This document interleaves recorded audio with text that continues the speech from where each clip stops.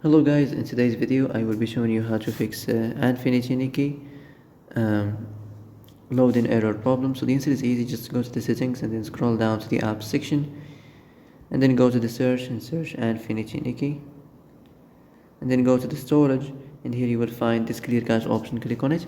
Now you can go check it if it worked, and if it didn't you can try to restart your phone or turn the Wi-Fi off and on, or the Bluetooth or the airplane mode. Also you can try to clear data, but be careful. If you clear data, all this application's data will be deleted. This includes all files, the settings, the accounts, the databases, etc. So be careful if you want to clear your data.